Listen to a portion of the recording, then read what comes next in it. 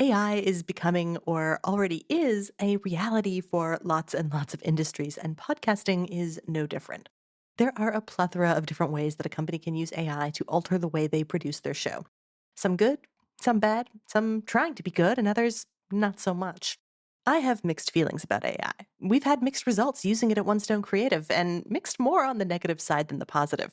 We do most of our work by digital hand and only use AI in a few small ways for certain episodes on some shows.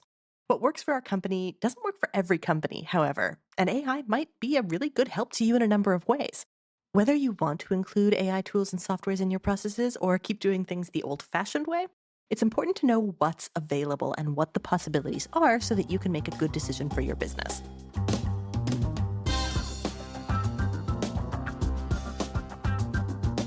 I'm Megan Doherty, and this is the company show where we talk about how to podcast effectively and efficiently when a podcast is just part of your job. I'm joined today by Susan Frew, who is fairly called your tour guide through the world of AI. She has made amazing strides using different tools to improve the finances of her own business and has spent the last 2 years learning as much as she can about the different technologies available to help business owners be more profitable using this new technology. She's an expert and an enthusiast and has a lot of great things to share. We're going to be talking about how she's using AI to support her own podcast and digging a little bit into why we're not. We're also talking about when you shouldn't let AI take the lead and having some general discussion about what this new industry means for the world, for privacy, and a little bit about for the future of podcasting. So I found this really interesting, and I think that you will too. Here's the conversation.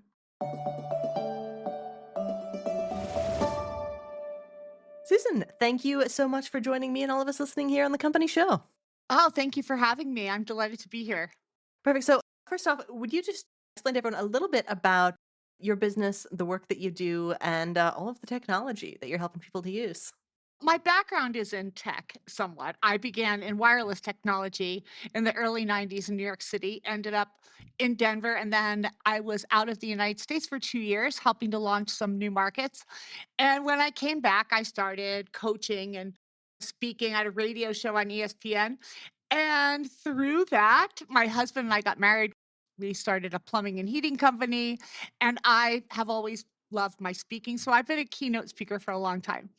But when AI really started roaring its head 2 years ago, I jokingly say, which really isn't that much of a joke, that I've been sitting in this chair for 2 years learning. And now I speak to people all over on the topic of AI and how they can use it in their business to save money, be more efficient, etc. Awesome. And on that topic, you've recently started a podcast to share some I of your have. insights. Give us the rundown on your show. Yes, so I have a book that I wrote called Compete on Awesome, Not on Price, which I was super lucky that I got that title. But I just sort of spun it a little bit and I said, compete on awesome with AI. Because our plumbing company, we were trying to downsize it. My husband had become sick and we needed to save money and super fast, or we were going down. And we were able to use AI to save $170,000 in our budget. And that's what I speak to people about, real life applications. You wanna save money on this? Use this tool. You wanna create great content? Use that tool. I jokingly say I'm the tour guide to AI. I love that. That's a great use case for a podcast too. Perfect format to kind of give those case studies, those examples, and those like real life situations where people could be using a new tool. So, Susan, with this new podcast that you've developed, obviously you are using AI in some pretty cool and creative ways to work on it. We talked a little bit in the pre-show. You've got some script generation assistance. You've got some AI tools that are helping you with the editing. Walk us through the life of an episode, and we can kind of see how you're using these tools. My plan is on Wednesdays, that's going to be production day. That is the day that I create my newsletter. It's the day I'm going to record my podcast.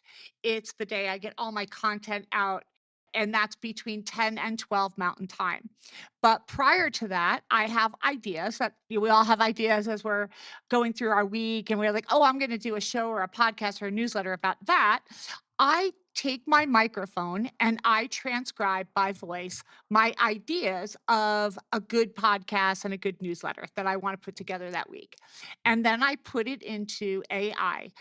I use an AI called Chat Hub. Included in Chat Hub is 10 to 15, it seems like always growing, different types of large language model AI tools. And once I put my ideas in there, cut and paste them from another app, a lot of time I use notes on my phone if I'm just walking, or I can do it in a Google Doc, however, and then I pop it into the Chat GPT or, the Chat Hub, all of the different programs at once, and I tell it to create for me a framework for my newsletter and for my podcast. And then it will do the newsletter, it will line it all out, then it will do the podcast sort of script outline, and then that is what I will use to record the podcast. And I record on Zoom. The reason I do that, it's just easier for me because I do travel a lot, and I know that that's something I always have with me, and I now travel with my microphone and my headphones. So it sounds the same wherever I am, it doesn't really matter, and this background behind me, I don't put this in the episode. And the reason is it's just I travel and I don't wanna have to recreate that.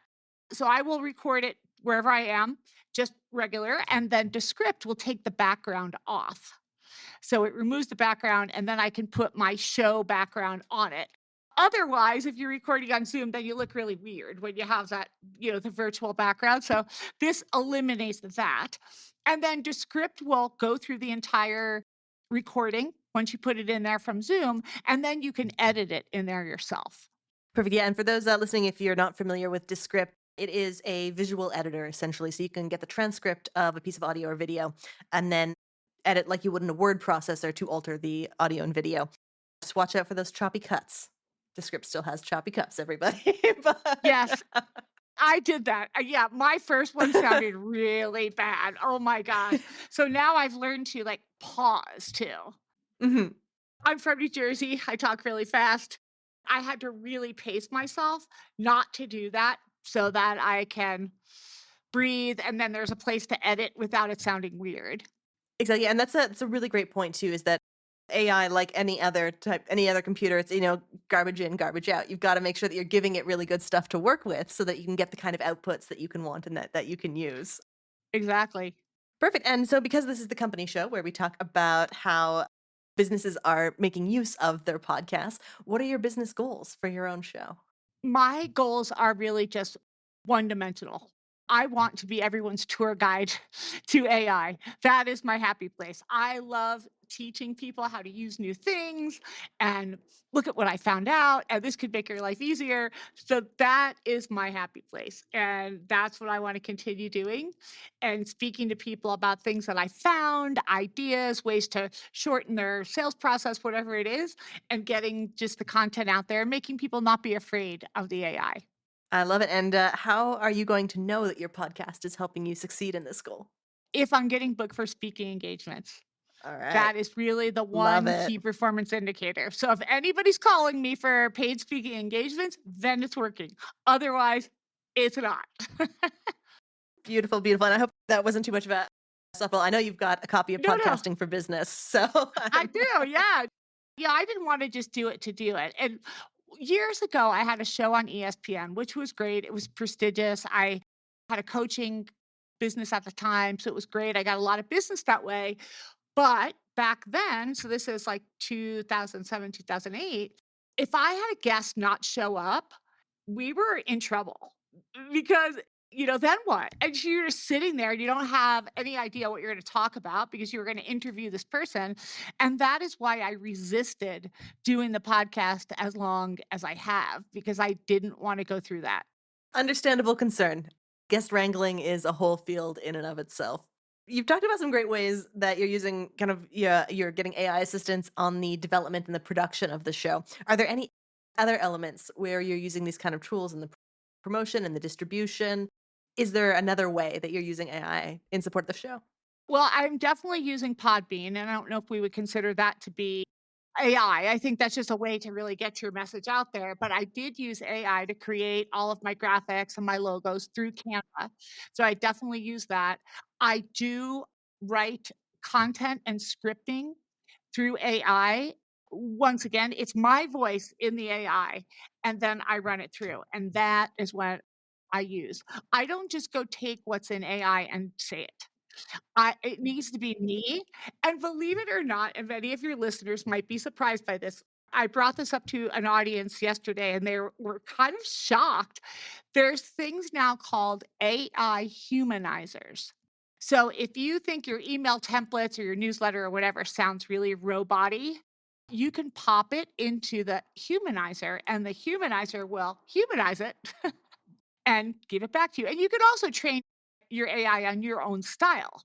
I'm from New York and New Jersey, short stories, short bites, not long, 1, 2, 3. And that is how my AI responds. I've got such a wave of mixed feelings about the concept of an AI humanizer going through my body right now. But you used a term that I'd love you to clarify a little bit for those of us listening, because in podcasting, when we say voice, we're talking about what comes out of the throat, right?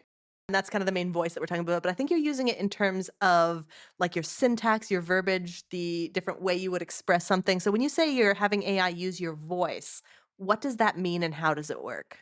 ChatGPT, I have been using that for 2 years, like, pretty much right as soon as hot off the presses, and I have the upgraded version. If you have the upgraded version and you go into the right side, top right, and there's a little drop down there, a lot of people don't realize that it's there when you that is your account, you can then enter information about yourself that will get the AI to know you.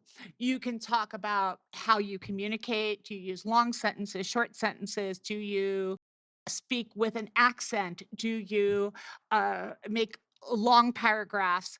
Are there certain things that you would never say? What part of the world are you from? You can add all of those things in there about yourself, and it will then start emulating you more accurately instead of sounding so robotic. And I still have that challenge a little bit because I make a lot of avatars, which that's also a controversial topic. I love my avatars. Not everyone loves them, but you have to train them as well, and just think of it as AI is your smartest assistant you have ever had, and they are just have capacity more than any other assistant. However, they must be trained. Otherwise, they're gonna go off and do what they wanna do, and it's not gonna work for you. You mentioned a little bit, like, of course, you wouldn't directly read a script that AI kind of delivered back to you. Are there any other task areas kind of in your business, in your show, more generally, that you would actually say, nope, there's not a role for AI in this task or in this function? Have you got a kind of short list of stuff that must be human only? Well, there is a podcaster that I follow, name will not be mentioned here.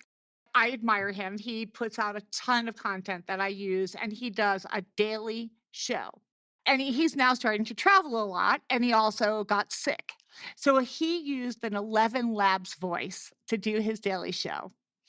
And I know that there's some people that are doing that. And I know that there's podcasting with all robotics right now, and, I don't know how I feel about that because I wanna hear from a person who's smart and has great ideas and is a thought leader. I don't wanna hear from the thought leaders created AI content. I mean, I do get it. So what this guy did, and this is available to a lot of people, they use a program called 11 Labs, that's probably the best one. They type their script in there, and then the 11 Labs reads it. I've tested that particular company a little bit, and I remember, I think it was their disclaimer of some kind. I can't remember where it was in the process, but you had to basically enter your name and say, I agree that once this is created, the voice may be used in ways that I cannot foresee. And I'm just okay with that. And I'm just like, absolutely not.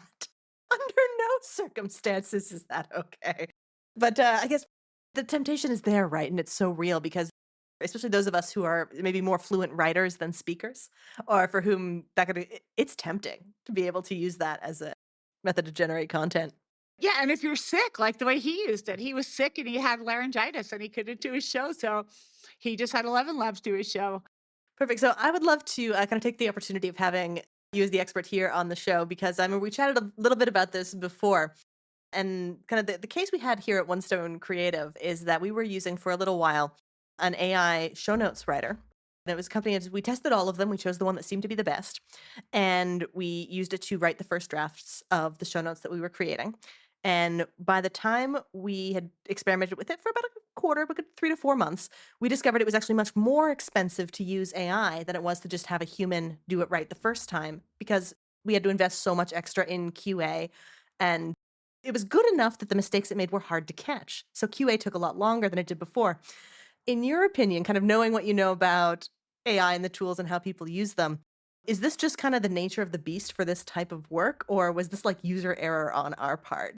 What do you think? And if you can armchair diagnose the situation? Well, I think that the AI is consistently evolving all the time, every day. Something new is there every day. There's more than one podcaster out there that does a daily show, and they have content, which is mind blowing to me. Like one news cycle, and that this person has 30 minutes to talk about, which is really crazy. So I do think it's getting better. I can't speak to the fact that it's where the expense is because right now with the chat hub, it's 19.99 a month and I have all the different AIs. But then I do pay for Descript, so that could be considered an AI. I'm always monitoring my subscription. Yeah. Oh, you got to keep an eye on them. They pile up fast. I know. I just went through and did a cleanup yesterday. I was like, "What is that?" I still have a few of them that I don't know what they are because they go by all these different names as well. They have all these different apps out there. But, I don't know, Megan, because I don't delegate this part of my work very often. So I just use the AI myself, and I know if that doesn't sound like me or that's not right, I don't like it, it's going. So maybe that's the part. I don't know. I think part of the issue was, and I think this might be a function of being an agency, right? Is that we have a wide variety of different shows that have a wide variety of different voices. And for a human to be able to be like, oh, yeah, okay, this is for this show and I'm going to write like this and I'm going to follow this, that's, I think, maybe a lot harder for the machine to do. And I think, again, it was the type of mistakes. And it was really interesting to see the type of mistakes that we made because it would be like a misattributed quote. Or maybe just like, maybe say, this person has the wrong title at this company. Very small stuff, minor stuff, super embarrassing to send to a client stuff. But it was just, I thought it was interesting, and I'm kind of glad to get your insight or your opinion as to what might have been happening there. And for now, we're a human working company, maybe just until the next iteration comes along. And of course, as long as there are really good, I guess, privacy and IP protections in place. And so this is maybe a little bit more on the controversial end because not everything about AI is rosy and sunny. But, what would you say, do you or should we have any concerns about the way the information that we're giving to these AIs to generate this material for us can be used? Can they be used by others? And is there a concern about copyright and intellectual property? What are you seeing going on right now? Here, I'll tell you an interesting story. So many people know that last week or so, Oprah had a show. I actually did not go to an event that night because the way they put this show out, you had to watch it right then and there, or you're not going to be able to get it until the next day. And then you have to subscribe to Hulu. I didn't want to do. So I stayed home and I watched the show, and I thought it would be fun to create like a kumbaya picture of Oprah and Mark Zuckerberg and Sam Altman and Bill Gates. And Sam Altman is the CEO and founder of OpenAI, ChatGPT. So I thought it would be fun to like get a picture of them. Well, I went through ChatGPT. I went to Claude, which is owned by Anthropic. I went to Gemini, which is owned by Google. I went to Llama, which is owned by Meta, and Perplexity, and none of them would do it. They wouldn't do it. They would not create a real person for me. So I went to X, and I have the upgraded version of X because X has no guardrails. 0, none, nada. I don't think we're surprised by that. So I spoke into X and I said, "May I please have a picture of Oprah and Mark Zuckerberg?" What I just said, and asked it. Boom, instant. It created it. When you say X, are you talking about the company Twitter. formerly known as Twitter? Yeah. Yeah. It had I don't think I even know it had an LLM or a generative function. I haven't Oh, used it in a couple years. so there's 2 different Groks. So the Grok that's on Twitter that Elon Musk owns. So just a tiny diversion to history here. Elon Musk was part of OpenAI ChatGPT. And ChatGPT, as it is right now, OpenAI, is a nonprofit, weirdly. It's worth a gazillion dollars, but it's a nonprofit. And so Elon Musk wasn't happy with what was going on there for whatever reason. And he took his ball and bat and went home and he started his own company called Grok, Grok with a K. There's also another Grok, which does something else. And, everyone was like wondering, like, what is this Grok going to do? It's not doing anything. Like, they're far behind. And, we all know that Apple, Llama, and Google were also behind too. And it was crazy because all of a sudden it's live and it's phenomenal. And Elon Musk has said in interviews that he has the largest supercomputer in the world, and that's what runs AI. Big, giant computers that suck up a ton of energy and a lot of big, giant chips, and that's what makes it. So you couldn't use Grok unless you paid the $22 a month to X, formerly known as Twitter, in order to get access to that button. But it has no guardrails. It has no limits. If you ask ChatGPT, and I did this earlier, I asked it a sensitive legal question and it wouldn't answer me. It said, I'm sorry, I do not provide information like that. Did it to Grok, boom, there it was. And it created the Oprah picture in less than 30 seconds. Perfect. So for someone who's worried about their image being used without their consent in that way, or protecting, like, say, like I've got written podcasting for business, and I've made some effort to try and keep most of it out of areas that would trigger because I don't want my proprietary content kind of being used without my permission or being compensated. What do you think about people who are more concerned about sort of protecting the digital hollow, their presence online in that way? Is there a way to do it, or were we at the point where we just need to throw up our hands and say it's all out there, abandon hope, go, just go with it? What do you think? Well, if you have ever logged into something that says log in with your Google account right here or log in with Facebook here, you're out of luck already. So that is why, when I use this Chat Hub program that's got all the different AIs on one board, Gemini, which is Google, and Llama, which is Facebook, have the best results because they have the most data, like internally. The question I'm really asking is that okay?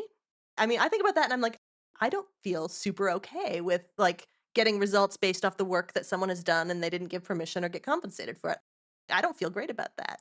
A lot of people don't, and that's the big controversy. And that question that you came up with earlier about, 11 Labs or whatever asking you for permission, I don't really know how you're going to protect that. And I feel like what you see out there is a merge, and that gets around all the copyright rules.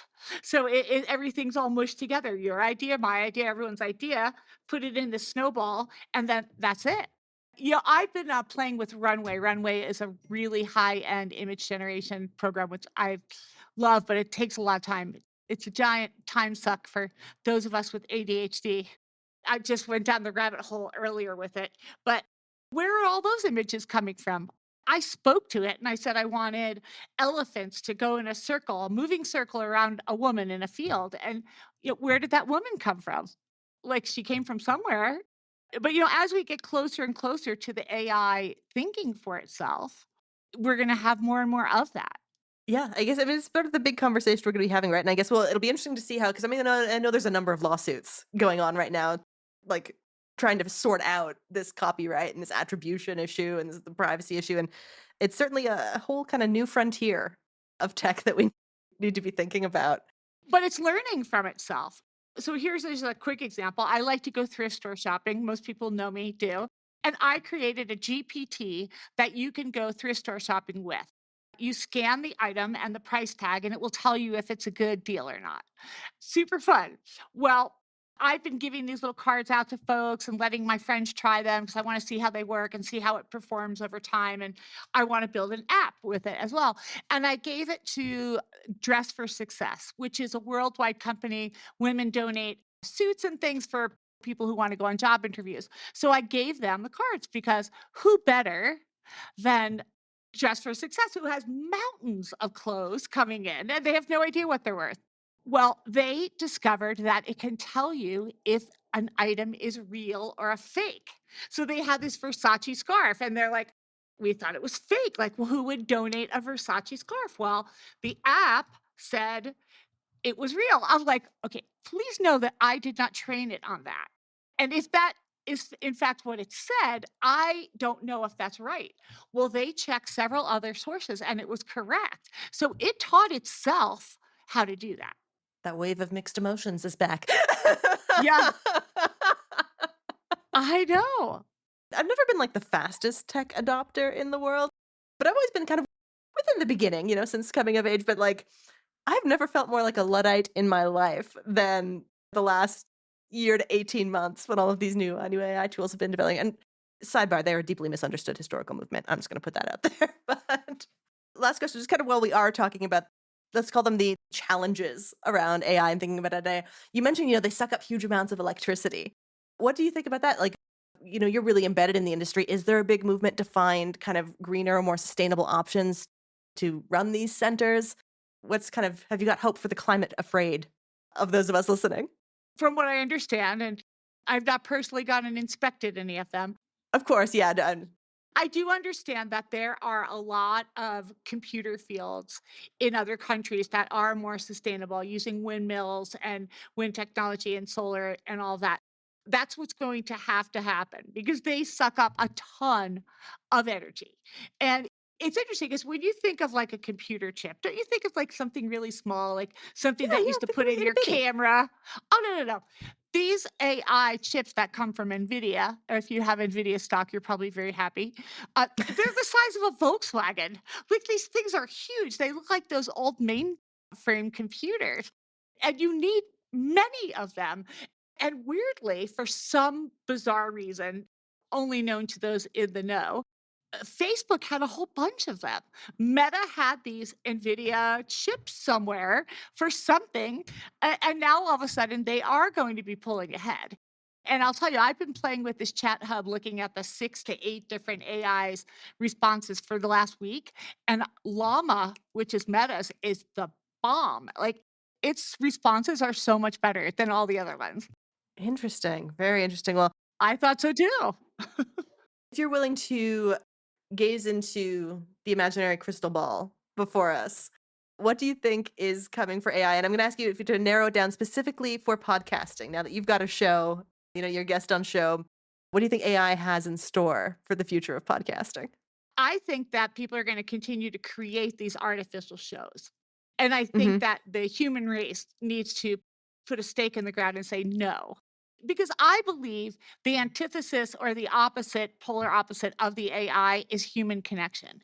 So if we can delegate a whole bunch of crap that we don't want to do to AI and make our lives easier, faster, better, more lucrative, whatever it is, then we have more time to spend connecting like this and getting to know each other and understanding who we are and how we connect and all of those things. If you're listening to AI podcasts, you're not going to have that. You're just going to have more robots. So if you would like to be a loner without any real connection to real people, then by all means, I think you should listen to them. But otherwise, if things are driven by consumer behavior, compensation drives behavior in every way, shape, or form. So don't support it. Do you have a choice to say, I want to listen to real people with real ideas? And that's that. So we all just need to say no. I love that. I love that. I'll add a prediction to yours. I think better audio editing engines are probably going to be coming out in the next little while. So you can, take a raw audio and you can put it into an engine and say, make this sound like an NPR episode or make this sound like a Radio Lab episode. I feel like that's coming, and I don't think that's necessarily good. A lot of art and a lot of consideration goes into that. So it's very interesting. On the one hand, right, it democratizes that level of production, but on the other, it cuts out all the people who actually do the work. So I like your stance on just say no. Just say no. I created a song for myself the other day Yeah. in 10 solid minutes. I went and got the lyrics and I popped it into Suno and I had it make me a song. And now the song is 2.5 minutes long. So it serves as walk up music if I'm doing a keynote. And then it serves as podcast intro music, which that's what I need to put together next here. But it's really cool. I mean, I have absolutely zero musical talent. I'm tone deaf. Well, this has been so interesting. Thank you for being so generous with your knowledge and in engaging with some of the more challenging questions around this new industry that has come up in the last couple of years. So I appreciate it. And I know everyone listening does too. People want to find out more about you, your work. Where do they do that, and who should? If you are a person who hires speakers, I'm definitely completely interested in speaking with you. Or if you would like me to be on your podcast, I would love that. You can find me anywhere at Susan Frew Speaks, and Frew is Frew. So LinkedIn, X, just don't ask for it to make an image of me. Instagram, Facebook, all the socials. I'm out there all the time. My website's Susan Frew Speaks. Perfect. Thank you, and we will have links to all of that in the show notes wherever you are listening to this show. Thank you again. Listening back to this, I can see that I do have some really serious reservations about artificial intelligence. The impact it's making on privacy, for example, on fair use and copyright, and the environmental issues kind of give me the screaming memes. Deep down, I also feel like there is value in doing things yourself and being involved in the processes of what you create. And maybe if that means it takes a little longer or we do a little less, I think I'm personally okay with that. But my way is not everyone's way, and experts like Susan are really empowering people and companies to do more with what they have. I enjoyed hearing her ideas about how we should think about AI and the benefits that can be gained from it. And that thrifting GPT is just cool. When you're thinking about employing AI tools in your own processes for your own podcast, one thing to keep in mind is that you never want to sacrifice quality for speed. Depending on the goals of your show, you might need to put more or less human power into different areas like planning, production, scripting, and promotional materials. And you can make the choice that's right for your business and use the tools that help you, but be intentional about the work that you do and the tools that you use. It makes a difference in the end result. And as Susan said, when it comes to 100% AI content, just say no. Nobody wants to listen to that. So you can check out Susan's work and her video avatar, which is pretty cool, at susanfrewspeaks.com.